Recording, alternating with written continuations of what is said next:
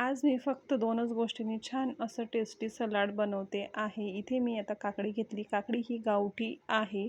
काकडी स्वच्छ धुवून अशा पद्धतीने बारीक असे पातळ काप करून घेतलेले आहेत.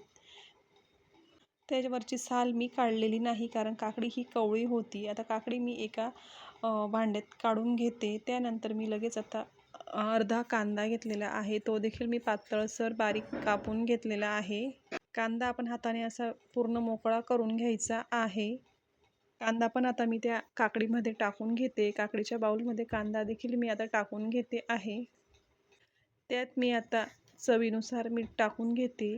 मीठ टाकून हाताने व्यवस्थित मिक्स करून घेते, जेणेकरून सगळ्या कांदा आणि काकडीला व्यवस्थित मीठ लागेल. म्हणून मी अशा प्रकारे पूर्ण मीठ कांदा आणि काकडीला हाताने चोळून घेतलं आहे. त्यात मी आता 1 चमचा तीळ टाकून घेते. ते देखील व्यवस्थित मिक्स करून घेणार. त्यानंतर मी इथे धने पावडर टाकून घेतलेली आहे आणि चवीनुसार मी लाल तिखट टाकलं आहे. आणि त्यानंतर जिरे पूडसुद्धा मी यात टाकून घेतलेलं आहे. चाट मसाला टाकला. हे आता व्यवस्थित मिक्स करून घेते चमच्याने. तुम्ही एकदा नक्कीच ट्राय करून बघा. हे सलाड खूप टेस्टी लागतं. मुलंसुद्धा आवडीने खातील.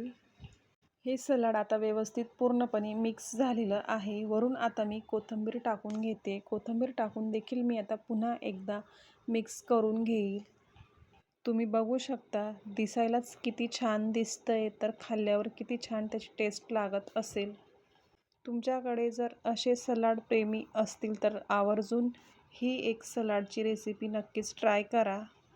जर तुम्हाला आवडत असेल तर शिमला मिरची, गाजर किंवा भोपळा हे सुद्धा तुम्ही यात ॲड करू शकता.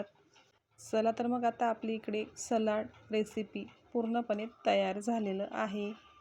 तुम्हाला आवडत असेल तर तुम्ही यात लिंबूसुद्धा पिळून टाकू शकतात. कशी वाटली तुम्हाला आजची रेसिपी नक्कीच कमेंट करून सांगा आणि ही सलाड एकदा नक्कीच ट्राय करा. थँक्यू.